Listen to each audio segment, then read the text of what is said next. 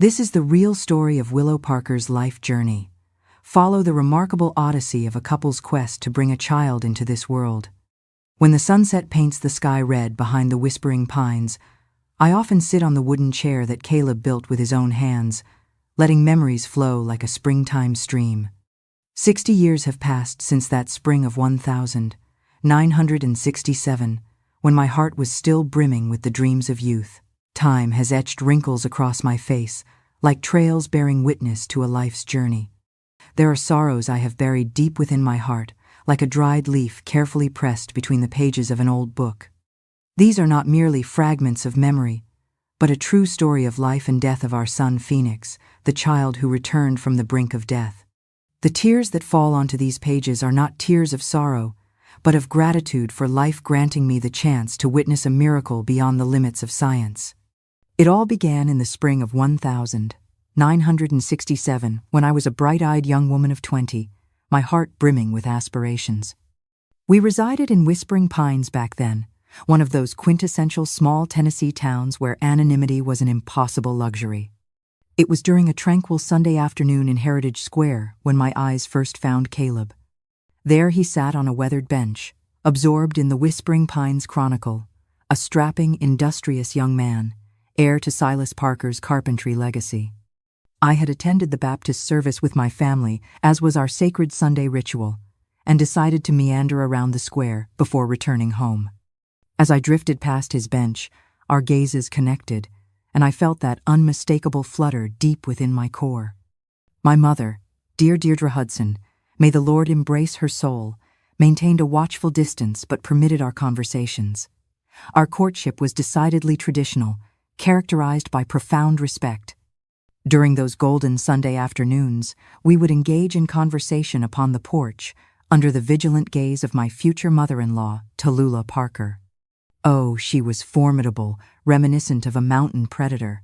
I believe she'd forgotten how to speak normally, communicating exclusively through forceful proclamations.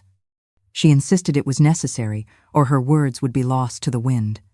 But as our relationship deepened, I discovered her fierce exterior concealed a heart of surprising tenderness.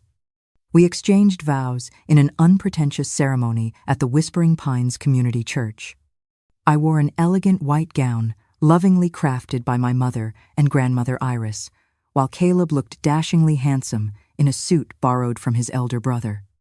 Our reception unfolded in the embrace of our backyard, featuring a magnificent cake created by my cherished friend Octavia Reed, with Caleb's cousins providing the melodious backdrop to our celebration. Our marital journey began in a modest dwelling, overflowing with affection. It was nestled in a secluded location, almost resembling a petite farm without livestock, though we did have Scout and Maple, my beloved adult dogs who relocated with me from my mother's residence. Caleb was eternally a man with hands toughened by honest labor. Having been a carpenter since his youth, a craft inherited from his father, he devoted his days to creating in his compact workshop, nestled in our yard, crafting bespoke furniture. With infinite patience and dedication, he transformed ordinary lumber into breathtaking artistic masterpieces at Parker Woodcraft and Furniture. I, conversely, managed our household affairs and peddled homemade confections at the Whispering Pines Saturday market during weekends. My repertoire included sweet potato pies that melted on the tongue, peach cobblers that evoked summer sunsets, snickerdoodles with the perfect balance of cinnamon and sugar, and pecan shortbread cookies that had earned acclaim throughout the region. Naturally, these culinary skills had been transmitted through generations, from my grandmother to my mother, and finally to me since my earliest memories. Our quest to welcome a child commenced shortly after our wedding celebration. Initially, Caleb and I maintained an optimistic perspective. After all, youth was on our side, with decades stretching before us. My confidante Octavia, already blessed with 3 beautiful children, consistently counseled, "Patience, Will. Divine timing is perfect. Simply maintain faith." And I embraced her wisdom with every fiber of my being. Those initial months overflowed with hopeful anticipation. Each time my monthly cycle delayed, even by a mere day, my spirit would soar with possibility. But inevitably, heartbreak followed when nature resumed its course. My devoted Caleb attempted to console me. "Our moment will arrive, my treasure," he would reassure me, enveloping me in his protective embrace. As seasons changed to years, I became painfully aware of the scrutinizing glances and hushed conversations. In a community as intimate as ours, privacy remained an elusive luxury. Neighbors began inquiring with forced casualness, "Any blessed news to share, Will?" I would manufacture a smile and redirect the conversation, while internally my heart splintered into countless fragments. Tallulah, my mother-in-law, emerged as the most persistent interventionist. Every Sunday when we gathered at her table following the Baptist service, she would present me with yet another natural remedy.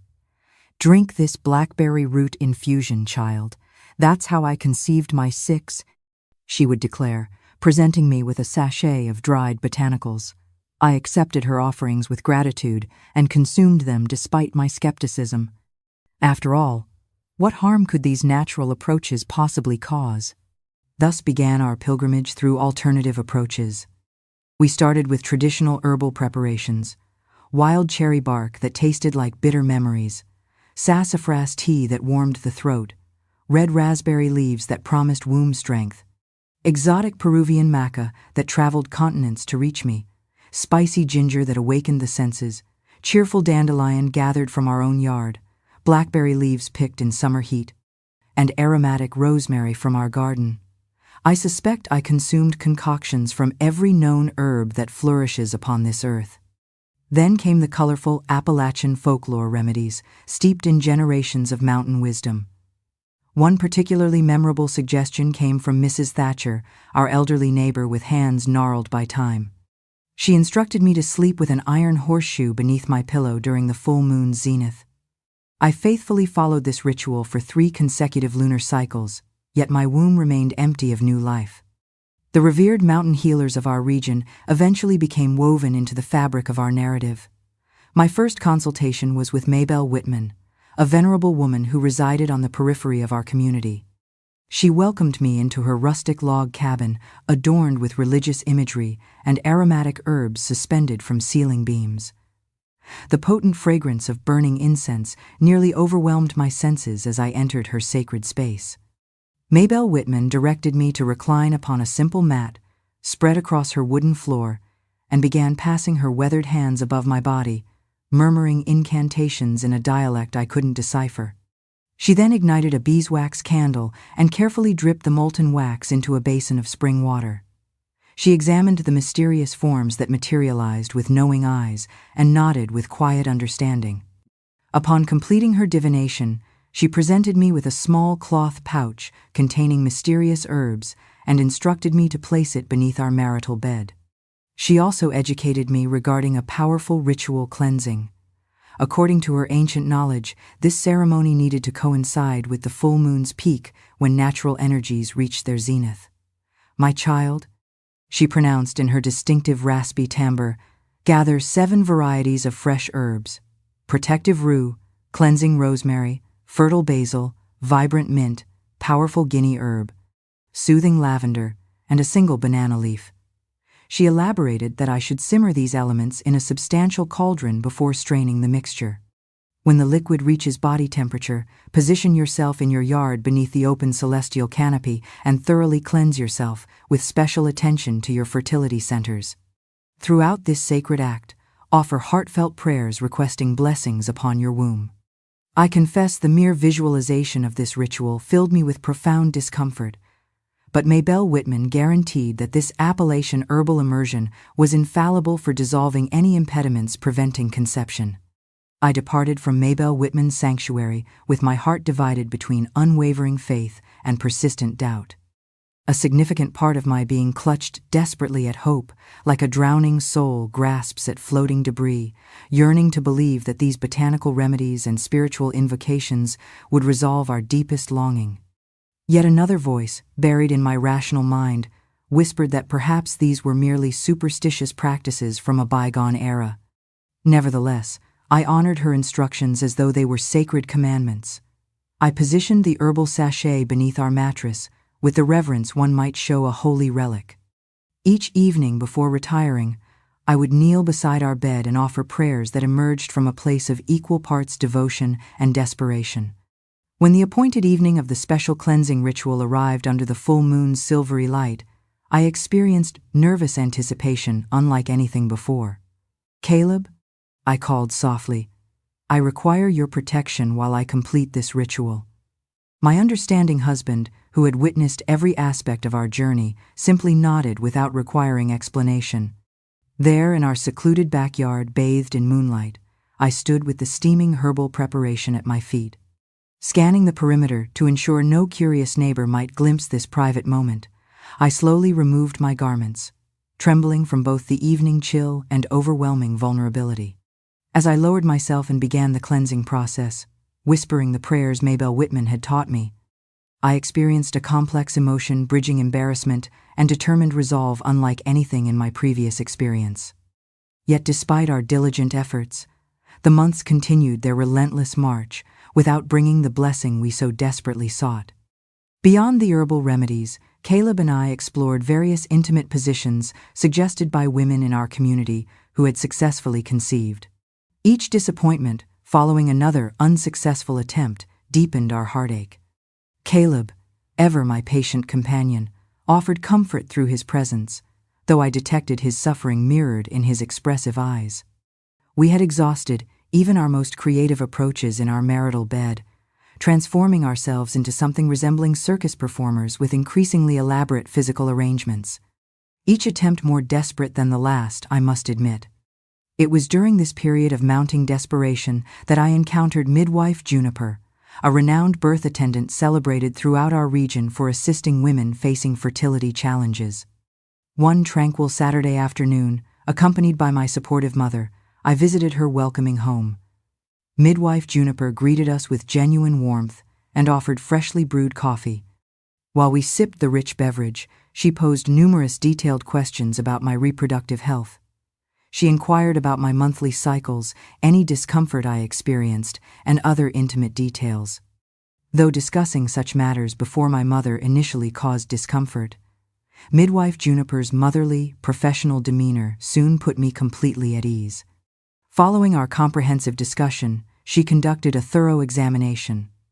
Her hands, though calloused from years of service, moved with exceptional gentleness. She carefully palpated my abdomen, examined my breasts for signs of hormonal health, and performed an internal examination with respectful care. Upon completion, she declared she detected no obvious abnormalities. Sometimes, she explained with wisdom earned through countless births, the body simply requires additional preparation time, but rest assured, dear child, your season will arrive. Midwife Juniper provided valuable guidance before our departure. She recommended increasing my consumption of leafy green vegetables to nourish my blood, drinking pomegranate juice known for its fertility benefits, and avoiding exposure to cold which she believed could disturb the womb's receptivity. She also demonstrated specific exercises designed to strengthen my uterine muscles, as she termed them. I left her presence feeling renewed optimism, but as time continued its relentless advance, no child blessed our union. Eventually, Caleb proposed consulting medical specialists in the nearby city. Initially, I hesitated, fearing potential diagnoses that might confirm my deepest fears. But Caleb gently insisted we explore every available avenue, and thus began our journey into modern medicine's realm. Life in a small rural community during that era differed dramatically from today's conveniences. Automobile ownership remained a luxury beyond our means. Anyone possessing a vehicle was considered affluent by local standards. We relied on the irregular bus service, and even that presented challenges. Our journeys were arduous. Fine dust from unpaved country roads infiltrated the ancient blue and white bus through countless cracks around the windows. Caleb and I traveled monthly to Nashville, occasionally securing transportation in a neighbor's pickup truck to undergo additional testing. I would awaken before dawn to catch the only transportation from Whispering Pines, enduring more than 2 hours traversing bumpy, poorly maintained roads to reach the hospital. Arriving at Dr. Atticus Fletcher's medical office, I felt immediately out of place.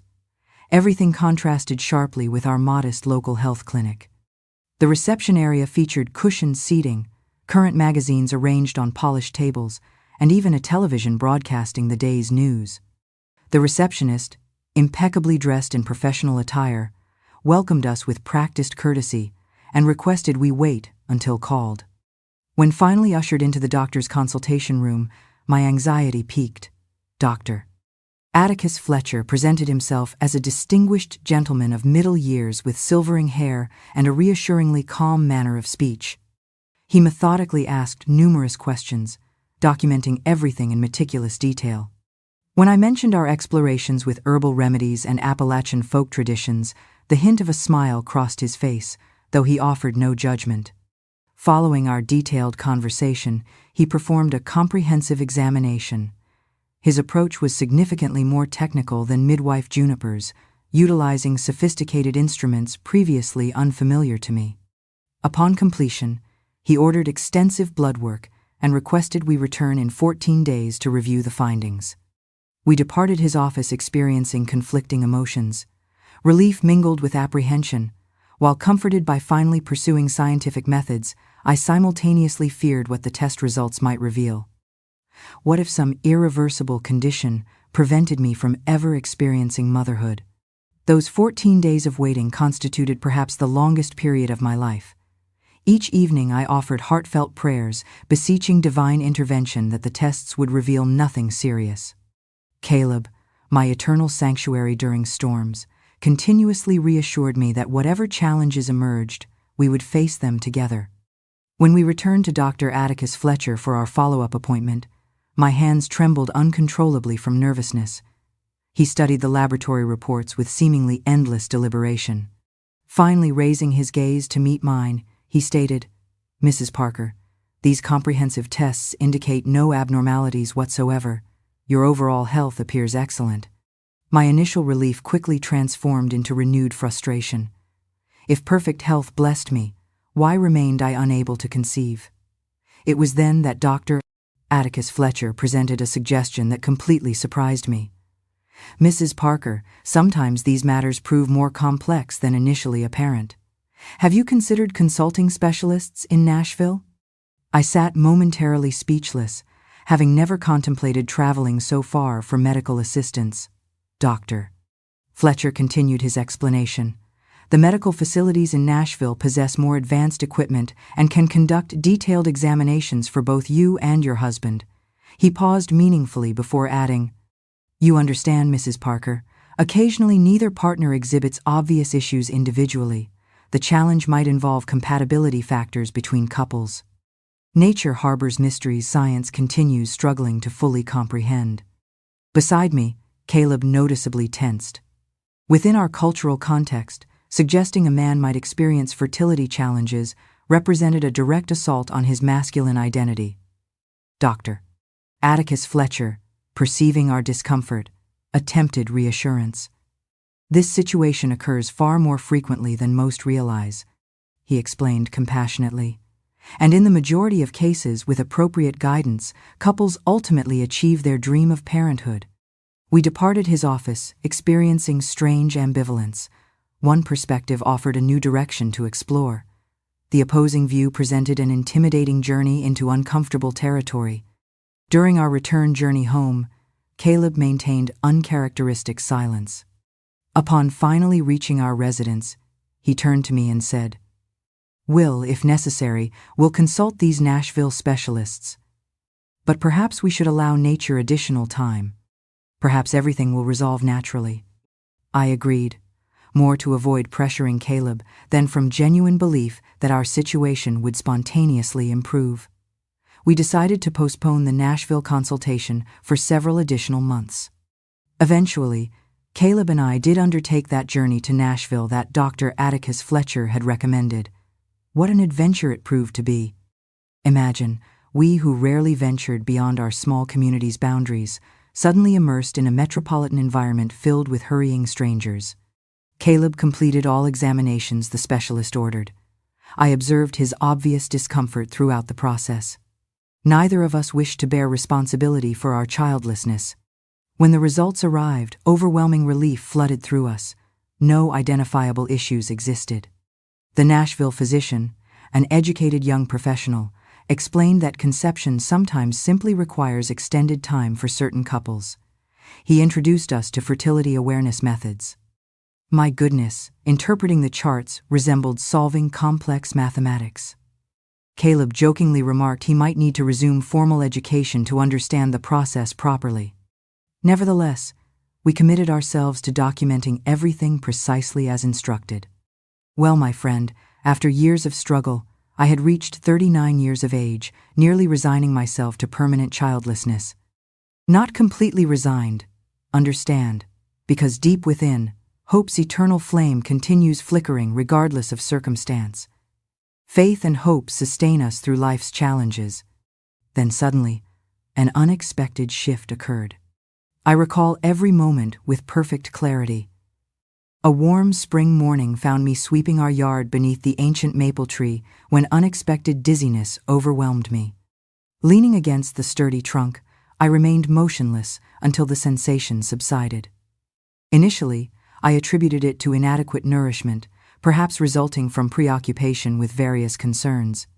However, soon nausea began plaguing me regularly. Most tellingly, the aroma of freshly brewed coffee, which had always brought pleasure, suddenly provoked revulsion. Caleb, perpetually observant regarding my well-being, studied me across our dinner table one evening and inquired, "Will, are you feeling unwell? Something seems different about you." I dismissed his concern as merely fatigue, but internally, fear and hope simultaneously blossomed. Could this finally represent the answer to our prayers? Since we lacked personal transportation, I decided to attend my next scheduled appointment with Dr. Atticus Fletcher independently. 2 days later, I boarded the bus alone. Throughout the journey, I barely noticed the passing landscape, my mind preoccupied with mounting nervousness, preventing appreciation of familiar farms and woodland areas passing outside the window. Medical testing for pregnancy differed dramatically from today's convenient home tests. Everything depended on observable symptoms and time-consuming laboratory analysis that left me anxiously awaiting confirmation for days. Upon arrival, Dr. Atticus Fletcher greeted me with his characteristic professional demeanor. His expression revealed familiarity with my extensive medical history. He instructed me to recline on the examination table and began carefully palpating my abdomen with practiced movements. I studied his face intently, searching for any indication of his assessment.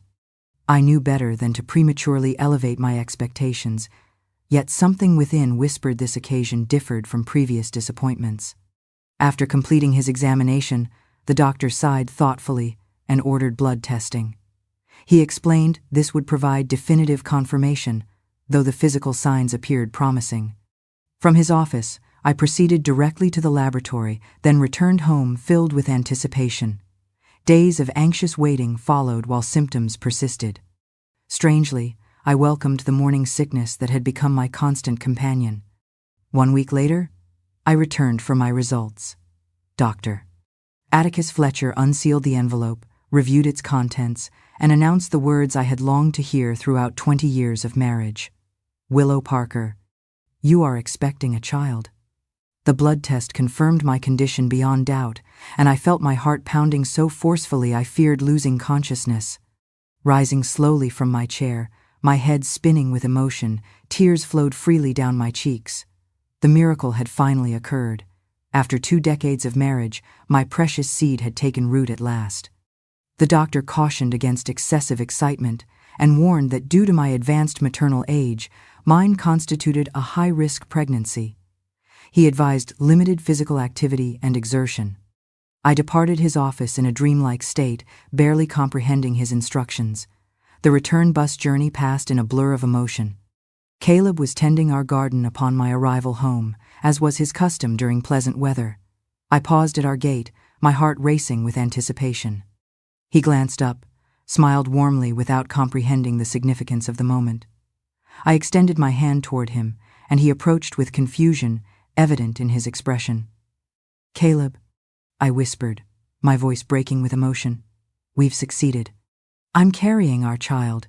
He froze momentarily, eyes widening in disbelief, then embraced me with such intensity I struggled to breathe properly. From that momentous day forward, our lives transformed completely. Caleb attended to every detail with meticulous care, determined to create perfection for our long-awaited child. He personally mixed paint for the nursery, selecting a delicate yellow shade that suffused the small room with gentle, welcoming illumination. We prepared equally for either gender, leaving the final determination to divine will. With his skilled carpenter's hands, Caleb crafted an exquisite crib from timber he personally selected, cut, and shaped with extraordinary devotion.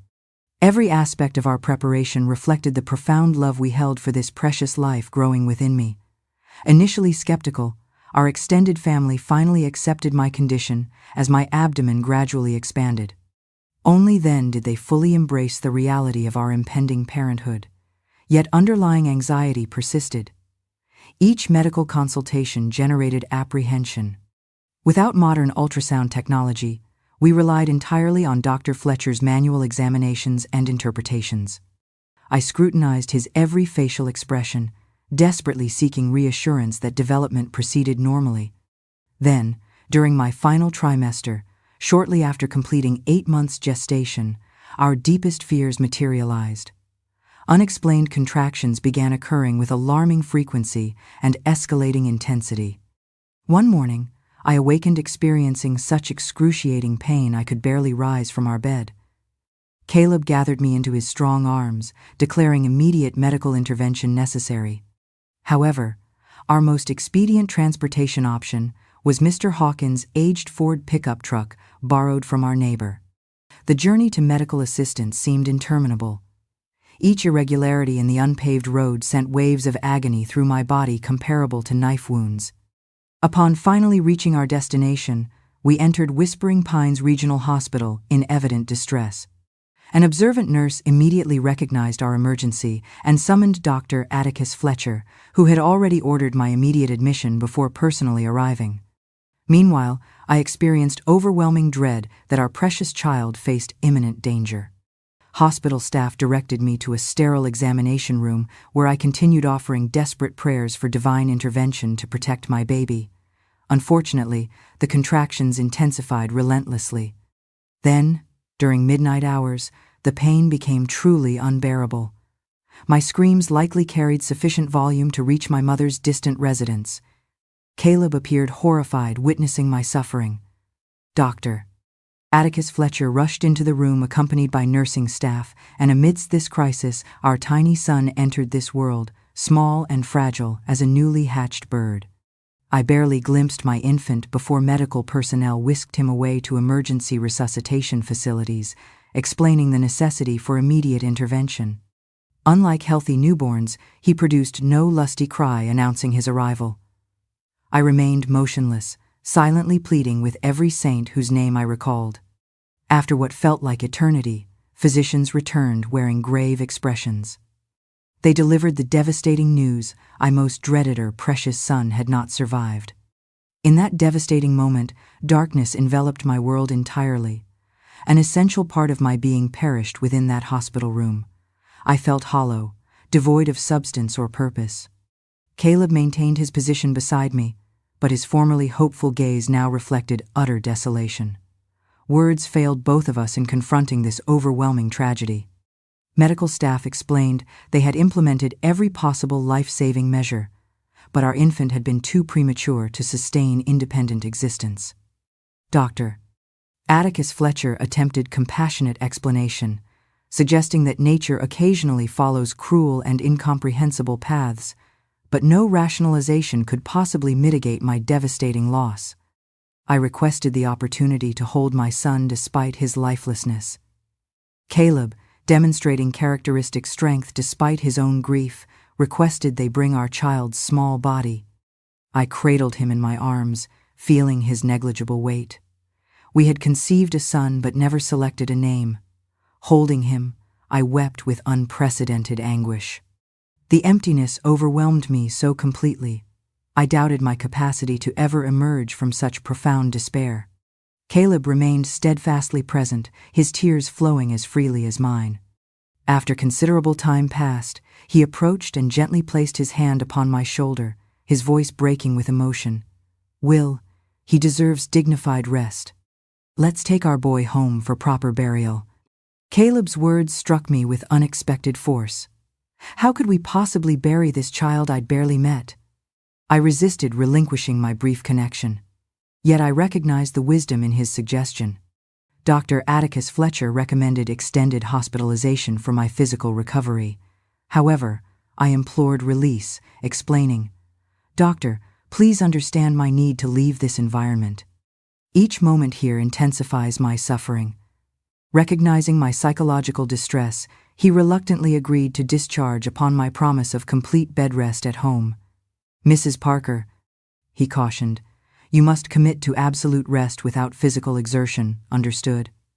I agreed to all conditions, desperate to escape the location of my greatest heartbreak. We departed carrying detailed medical instructions and prescribed medications, though my paramount desire was simply distance from the scene of devastating loss. That gray, overcast morning found us returning home with shattered hearts. Caleb requested Mr. Hawkins' assistance transporting our infant's remains. I held my son as though he merely slumbered peacefully. We jointly decided against immediately notifying extended family. This profound grief felt intensely personal, resistant to sharing. I couldn't tolerate well-intentioned but ultimately hollow consolation attempts. Divine will determine this outcome. He resides in a better place now. Such platitudes would have exceeded my emotional endurance. We arrived at our residence as evening shadows lengthened. Silently, Caleb ventured outdoors while I followed instinctively. Using his bare hands, he began excavating a small grave beneath the maple tree where I had experienced my first pregnancy symptoms. I observed through tears as he labored with reddened eyes. Upon completion, he gestured for me to approach. With trembling hands, I gently placed our precious boy into the earth's embrace. Caleb held me tightly, whispering, "He remains eternally connected to us, Will. Always." I nodded, struggling to accept his reassurance, though crushing grief made normal breathing nearly impossible. As darkness descended and cold wind rustled through branches, I closed my eyes and whispered, "Rest peacefully, my precious angel." As the final shovelful of soil covered the diminutive grave, an extraordinary sound reached us. A feeble noise resembling a weak moan. My heart momentarily ceased beating. I remained motionless, holding my breath, initially dismissing it as imagination. Then again came that sound, a faint cry, nearly imperceptible, seemingly emanating from beneath the freshly turned earth. "Caleb, did you hear that?" I asked, my voice quavering uncontrollably. He regarded me with alarmed expression, then the sound grew louder.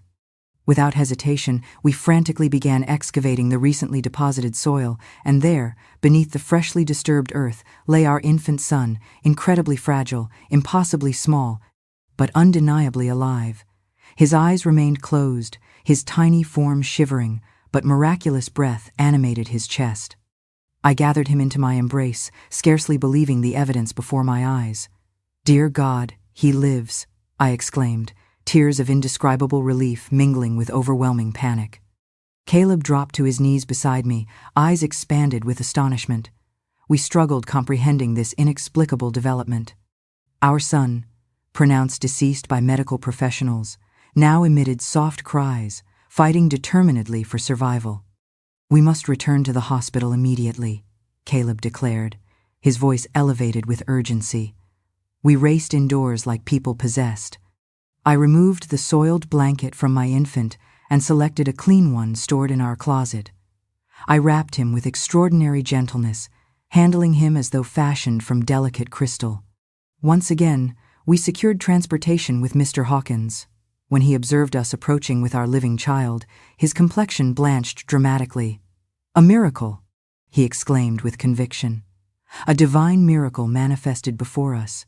He drove while simultaneously praying aloud, beseeching divine protection for our tiny survivor. The return journey to medical assistance seemed interminable. Each passing moment represented excruciating suspense. I cradled my infant against my chest, feeling his fragile respirations, terrified they might cease without warning. When we finally reached the hospital, we encountered Dr. Atticus Fletcher, coincidentally completing his shift. His expression upon seeing us approaching with our moving, breathing child resembled someone witnessing supernatural apparition. His complexion drained completely as he observed the infant stirring in my arms. "Doctor." Fletcher approached cautiously, seemingly apprehensive. He examined our baby, then regarded me, then Caleb, before returning his attention to our child. Then he whispered, his voice trembling noticeably, "Merciful heavens, how can this possibly be explained?" Our infant received immediate critical care. Medical personnel rushed frantically between departments while I remained motionless, hardly believing these extraordinary developments. Caleb embraced me, equally speechless. We exchanged wordless glances, both experiencing profound shock. We had witnessed genuine miracle, defying rational explanation. However, we recognized the battle for survival continued. Our son had fought to return, but could his fragile form endure the challenges ahead? Following Dr. Atticus Fletcher's departure with our infant to intensive care, Caleb and I remained in the corridor, still processing these incredible events.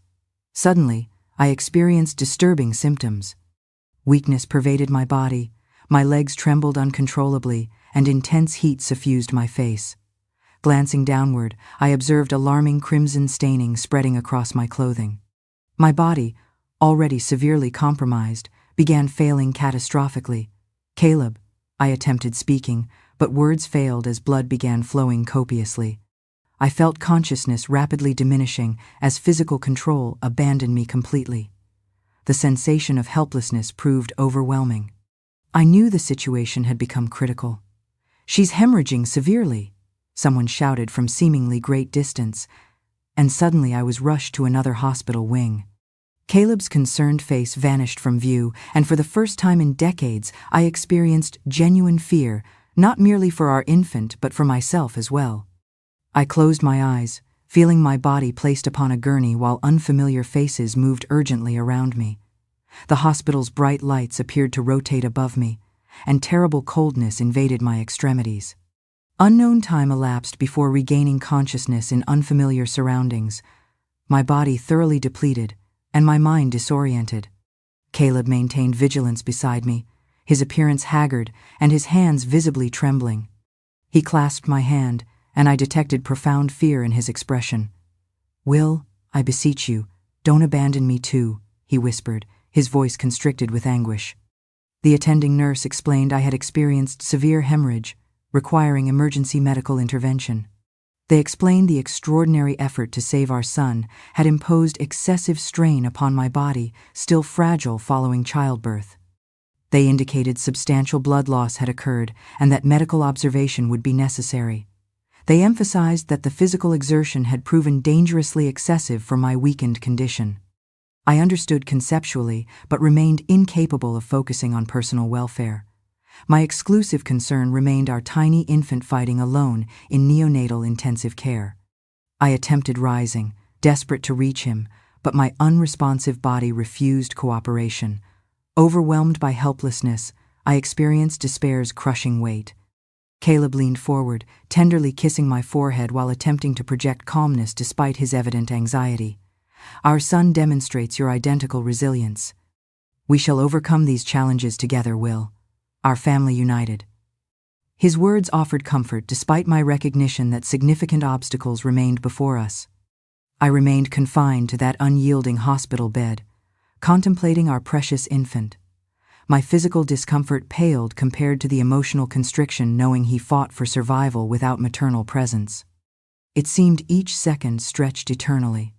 Caleb maintained constant movement between departments, delivering updates from neonatal intensive care, though I detected increasing exhaustion and apprehension shadowing his features. Nevertheless, his determination never faltered. "He demonstrates remarkable strength, Will. He's determinedly fighting." News spread rapidly throughout the community. Soon my mother-in-law Tallulah, father-in-law Silas, and my parents arrived at the hospital. I experienced genuine astonishment observing Tallulah, normally commanding and authoritative, appearing subdued, speaking softly, displaying unprecedented politeness. This transformation surprised me considerably. Apparently, our extraordinary circumstances had softened even her formidable temperament.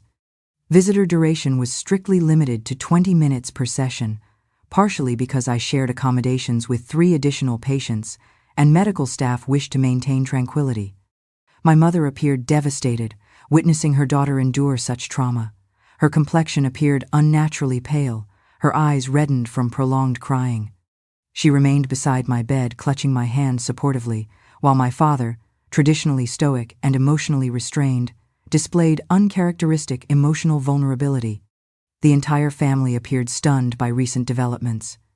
They behaved as though witnessing divine intervention manifested directly before them. Despite physical exhaustion, I experienced profound relief having family present during this crisis.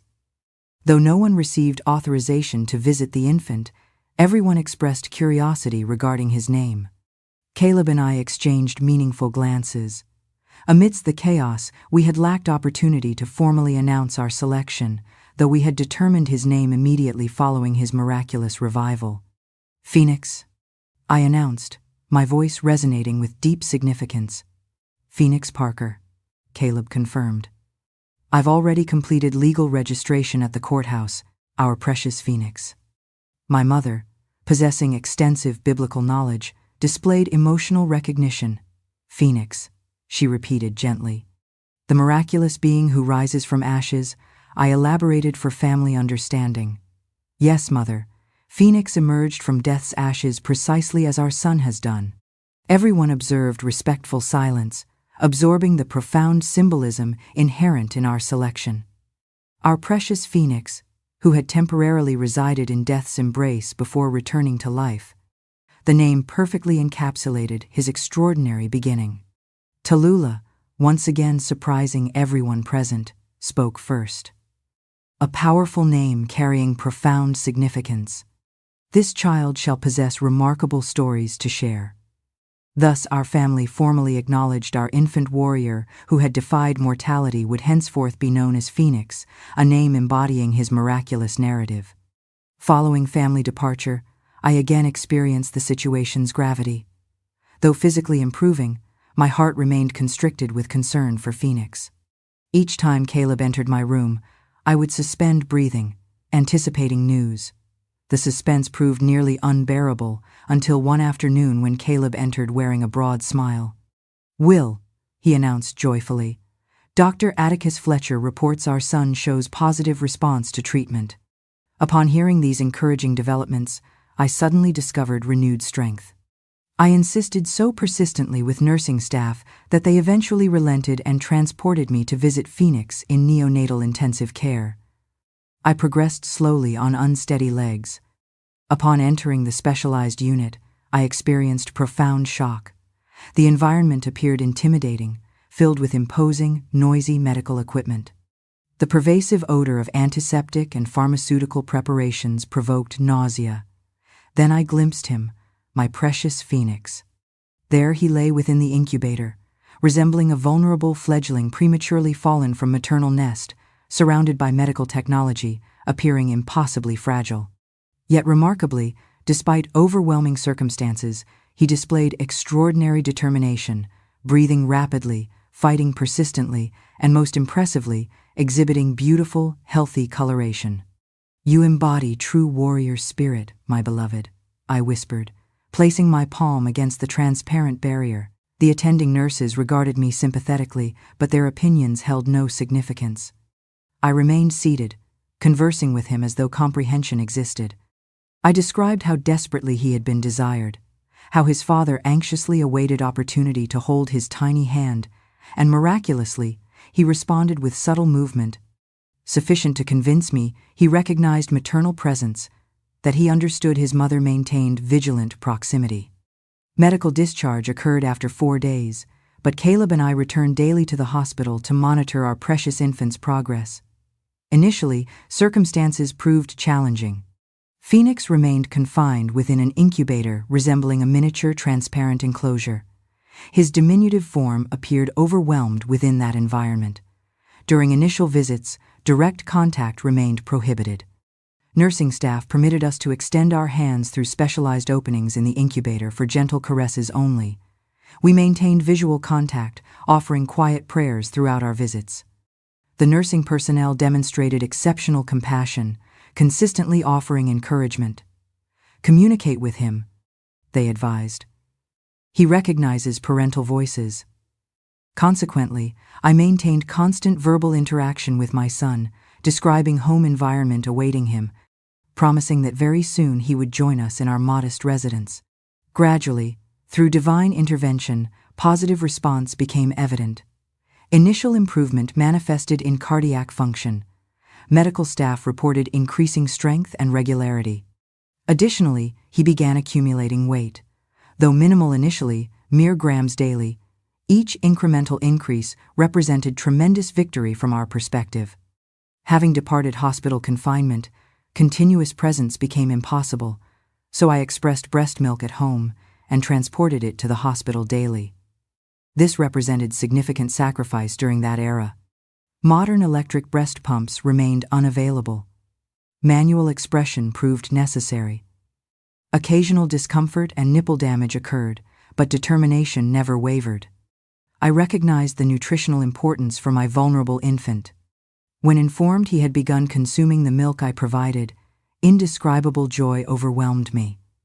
Initially, administration occurred through nasogastric tubing, subsequently transitioning to specialized infant bottles. Quantities remained minimal initially, but definite progress occurred. Days passed, and our nightmare gradually transformed into cautious optimism. Caleb worked double shifts to maintain financial stability. Daytime employment at his carpentry business, nighttime vigils at the hospital with Phoenix. I maintained daytime hospital presence while he supervised nighttime care. Though we seldom encountered one another, we recognized the necessity of our arrangement. Dr. Atticus Fletcher provided exceptional care, consistently offering clear medical explanations. The unprecedented moment I first held Phoenix against my heart defies adequate description. Nursing staff assisted removing him from incubator confines. His negligible weight suggested extreme fragility, but experiencing his warmth against my chest produced emotions transcending verbal expression. As days progressed, we celebrated each developmental milestone. His initial eye-opening experience, the first occasion his diminutive fingers grasped mine. Each moment represented divine blessing bestowed upon our family. Phoenix demonstrated consistent improvement. Medical staff gradually removed supportive equipment. First, the respiratory assistance, subsequently additional monitoring devices. Each removal represented significant progress. Observing his independent respiration without mechanical intervention constituted incredible blessing. Then arrived the momentous opportunity for direct breastfeeding. The emotional impact proved overwhelming. His diminutive size initially complicated proper latching technique, but nursing staff provided expert guidance, and gradually he mastered the process. We maintained unwavering daily presence without exception. Occasionally, challenging days occurred. Progress wasn't consistently positive. Occasional weight regression occurred. Following such setbacks, we departed emotionally devastated, yet invariably returned the subsequent day maintaining faith and optimism. Fellow mothers with infants in neonatal intensive care provided invaluable emotional support. We shared experiences, offered encouragement during difficulties. Some had experienced extended hospital stays exceeding ours, while others had recently arrived. Universal mutual assistance prevailed throughout. After approximately 2 months that seemed eternal, Dr. Atticus Fletcher delivered the announcement we had desperately anticipated. Phoenix had received medical clearance for home discharge. At that moment, indecision regarding appropriate emotional response overcame me. Laughter and tears competed equally. I stared at the physician, questioning whether I had misinterpreted his statement. Caleb, characteristically more decisive, immediately departed to complete home preparations. I remained at the hospital, attentively absorbing the physician's recommendations. Numerous details required memorization. Proper bathing techniques, breastfeeding methods, hygiene precautions. Information overload threatened my comprehension. Nursing staff assisted gathering Phoenix's belongings. They had developed profound attachment to our son during his extended hospitalization, openly weeping at separation. One particularly compassionate nurse, Nurse Wren, presented a handcrafted infant garment she had personally created for Phoenix. Emotional gratitude overwhelmed my capacity for adequate expression. When finally departing the hospital environment, dreamlike unreality pervaded the experience. Caleb driving, cautiously having borrowed his brother's vehicle, occupying the rear seat, cradling Phoenix protectively. Sunlight caressed his delicate features, causing repeated blinking adjustments to unaccustomed brightness. The sensation resembled witnessing second birth. I gazed upon that tiny rosebud face, finally reaching home, observed Caleb's meticulous preparations. The nursery we had arranged previously awaited immaculately prepared for Phoenix's arrival. Initial days following homecoming required significant adaptation, characterized by numerous challenges. Perpetual hypervigilance dominated our existence. Each minor vocalization Phoenix produced triggered immediate alert response. The experience proved emotionally exhausting.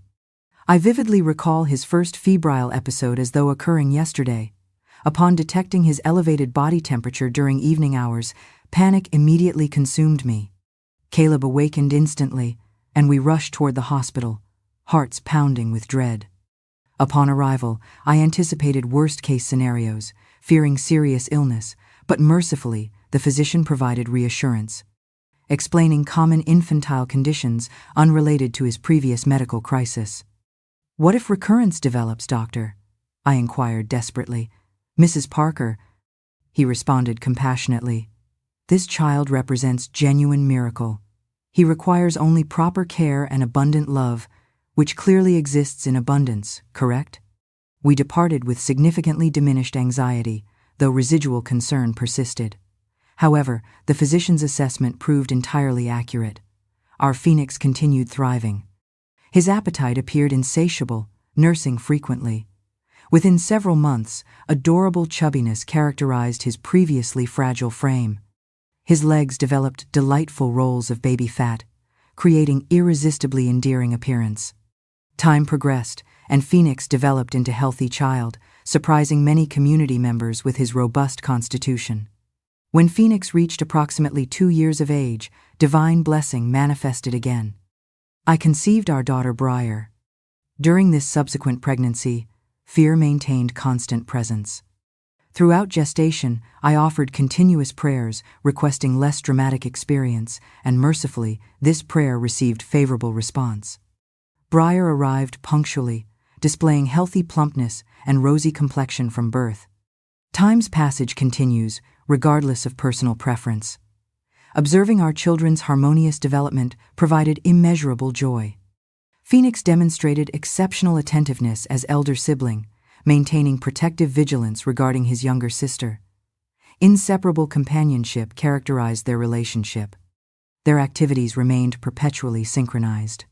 Phoenix demonstrated academic excellence, consistently achieving superior scholastic performance, earning teacher commendation regularly. From early childhood, he demonstrated distinct vocational inclination. He declared intention pursuing medical career. We responded positively while privately considering such aspirations potentially unrealistic. After all, within our modest community, who possessed financial resources sufficient for medical education expenses? Nevertheless, his determination remained unwavering.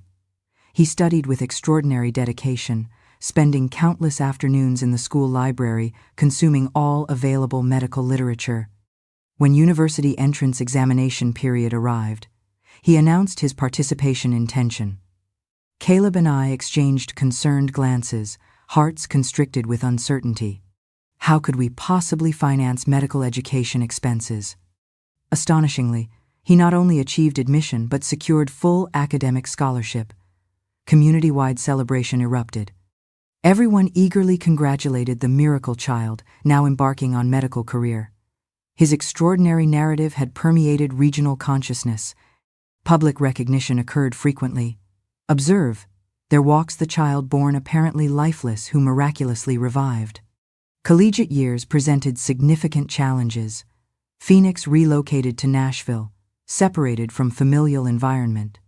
I shed private tears nightly, fearing potential misfortune befalling my son beyond maternal protection. However, he demonstrated remarkable adaptation. He maintained rigorous academic schedule, secured part-time employment, supporting personal expenses, and unfailingly telephoned weekly, maintaining family connection.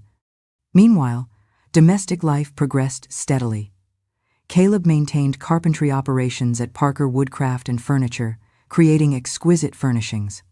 I supervised Briar's development, now blossoming into beautiful young woman.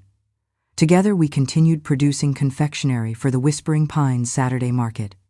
The girl demonstrated similar scholastic aptitude as her brother, but her exceptional artistic talent particularly impressed me. Observing her sketching fashion designs in tattered notebook, inspiration struck. I accumulated modest savings and purchased sewing equipment for her. Her reaction demonstrated boundless enthusiasm. Briar immediately began creating simple garments. Initial projects included basic skirts, but skill development occurred rapidly. We acquired fabric from local merchants, which she transformed into remarkably beautiful garments defying description. Her friends soon requested custom creations.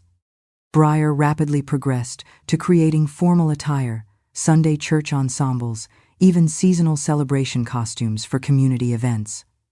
My wardrobe gradually filled with her beautiful creations. Observing my daughter's developmental progress and remarkable talent provided profound emotional satisfaction.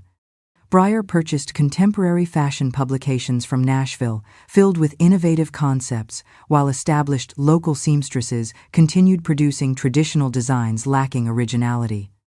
My daughter introduced such remarkable innovations that community members expressed initial skepticism. However, eventual universal demand developed for Briar's distinctive creations. She possessed extraordinary fashion intuition, consistently anticipating emerging stylistic trends. Life inevitably presents unexpected challenges precisely when perfection appears attained. Phoenix approached graduation when devastating tragedy struck without warning. One Saturday afternoon, Caleb worked in his workshop constructing a commissioned cabinet. Suddenly, inexplicable chest constriction overcame me, accompanied by profound dread. I rushed toward his workspace and discovered my beloved husband collapsed upon the floor. Indescribable panic consumed me. I screamed desperately for assistance.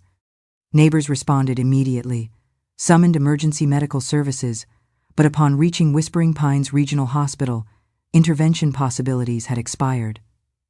My precious Caleb had departed this world.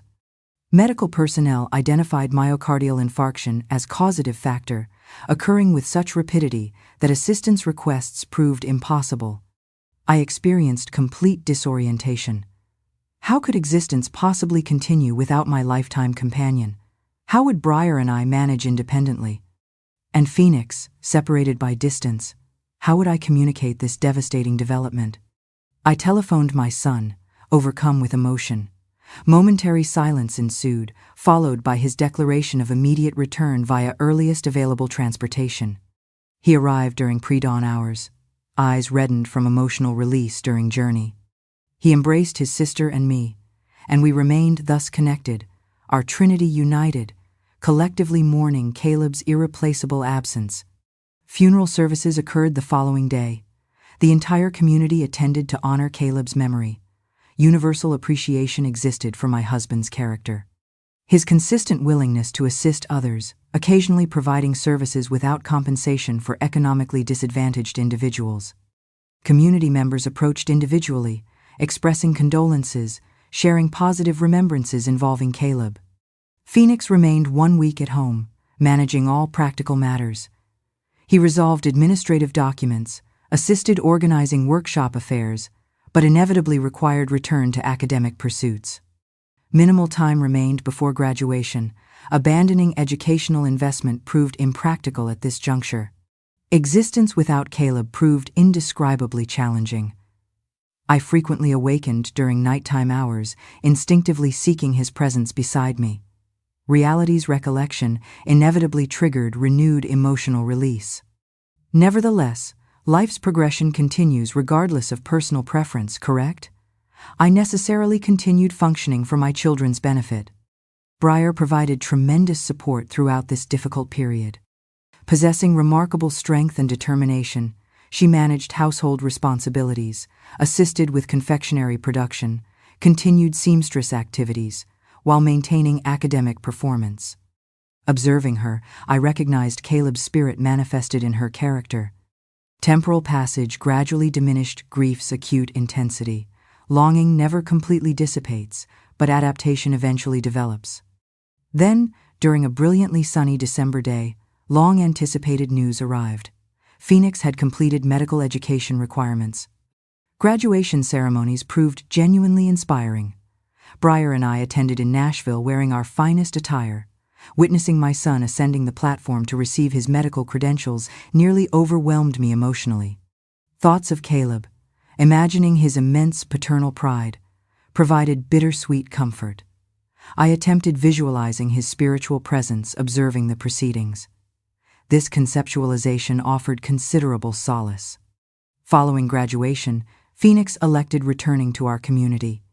He explained desiring proximity to Breyer and me, providing familial protection. He secured employment at Whispering Pines Regional Hospital, the identical facility where his extraordinary life struggle had originally occurred. Phoenix rapidly established regional reputation for exceptional medical care. Community residents, with characteristic superstitious tendencies, began attributing divine selection status to him. They claimed that, similar to biblical Lazarus, our son had returned from death through divine intervention. The patient queue awaiting Phoenix's medical attention extended remarkably. Individuals traveled considerable distances, enduring hours of travel, specifically requesting his care. Other young physicians occasionally experienced reduced patient volume. Public confidence in Phoenix substantially exceeded colleagues. People demonstrated extraordinary faith in his abilities, frequently resulting in remarkable improvement even in challenging medical cases. Scientific principles and academic knowledge undoubtedly explained clinical success, but public perception emphasized miraculous elements. Most admirable quality? Despite growing recognition, my son maintained genuine humility. He provided identical quality care regardless of socioeconomic status, occasionally extending professional hours beyond scheduled completion, ensuring comprehensive patient evaluation. His dedication mirrored paternal work ethic. Senior medical personnel quickly recognized Phoenix's exceptional qualities. Their respect developed not exclusively from clinical knowledge, but additionally from his compassionate patient approach. It appeared he had been destined for medical practice, as though every experience from extraordinary birth forward represented preparation for this vocation. Today, as I sit beneath this old maple tree, the very place where we buried and found Phoenix, I realize that time is the greatest miracle of all.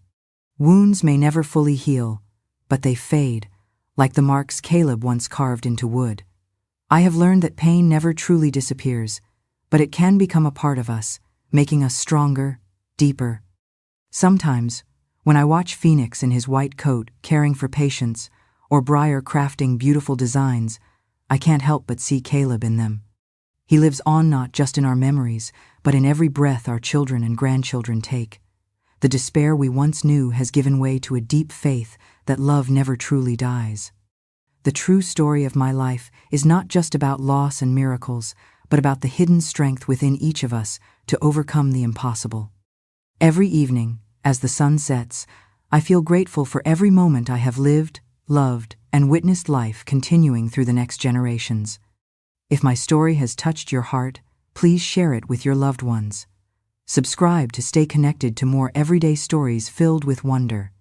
Because sometimes it is in our darkest moments that light finds a way to shine through.